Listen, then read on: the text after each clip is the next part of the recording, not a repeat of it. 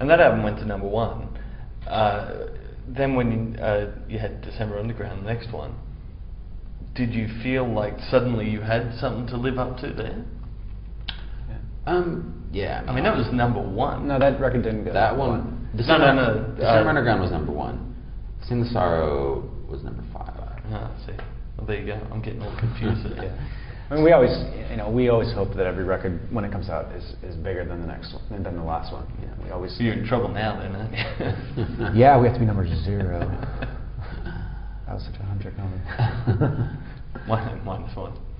Yeah. But yeah. Sorry. You know, so we always hope to outdo ourselves. You know, we hope that this time, but I mean, we're happy with the record. So you know, whether it was number 20 or 1 or 100, I mean, that was the record we wanted to make. So yeah, when you start basing your success on chart position, you know, then that's really a problem.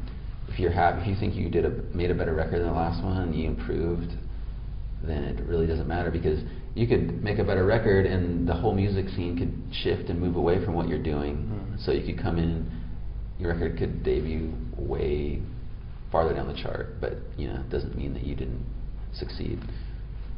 Also, I imagine for a band like you, who would have quite a lot of younger fans, a lot of the albums would be downloaded and all of that.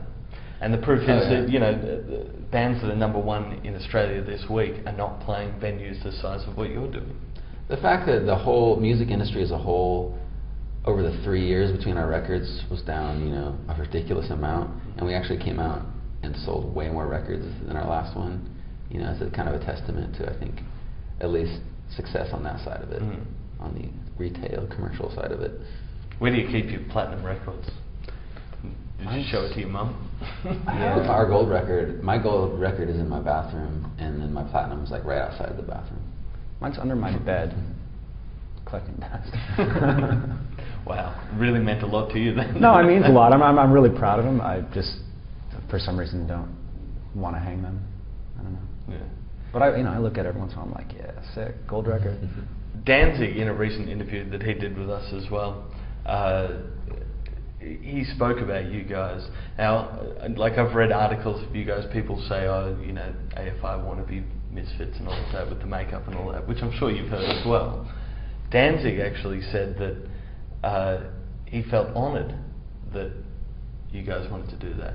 We know you played with him. How did you feel when you were meeting him for the first time? And was he as big an influence on you as people make out? Well, that, you know, that's obviously, you know, Davey's look of about, I don't know, probably 6 or 7 years ago had some Misfits influence, but I never really cared that much about the Misfits, so it definitely wasn't really an influence on me coming into the band and, you know, being a songwriter. And so I don't really know. You know, I like the Misfits. I listened to the Misfits quite a bit when I was younger. We covered a couple of Misfits songs. But I think and I think that there was maybe a record where we were possibly a little more influenced. You know, maybe just our evolution as a band and what we were into at the particular moment seemed to kind of cross with that. But I mean, I think we've moved well away from that. But I think the fact that we have like empirical evidence, you know, we covered a couple songs, you know, and we're still sort of tethered to that comparison. Sorry to just tighten the leash. Yeah, no. I mean, last time I checked, I don't think Glenn Danzig was wearing fake eyelashes and eyeshadow and lipstick. So I mean, if he thinks that Davey got his makeup tips from him, then I'm not sure what he's up to. I didn't do the Danzig interview. I've just been told this from the other guy. So sorry if I misquoted Danzig there, because he's a lot bigger than me. No, he's actually a lot shorter than me. But he's wider than me. Yeah, he's a very thick man. Yeah. You're now inspiring a lot of bands as well. Do you, like... I don't know. That can be a responsibility. It's the same thing. When you start taking credit for what other bands are doing, it's kind of silly. I think that's a kind of a weak move, you know?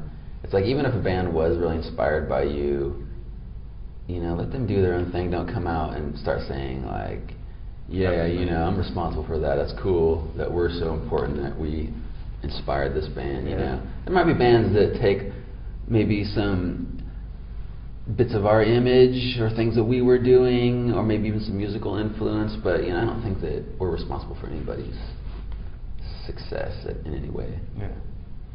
Of course you are. You just don't want to say it. I won't say it on camera. Turn these off. As soon as these are off, wow, AFI without us, there was no one. Apparently, Jess and Lisa from the Veronicas have AFI lyrics tattooed on them. Matching AFI lyrics. They're very nice. They're very nice. I met them probably about a year ago. I didn't know that they were even musicians.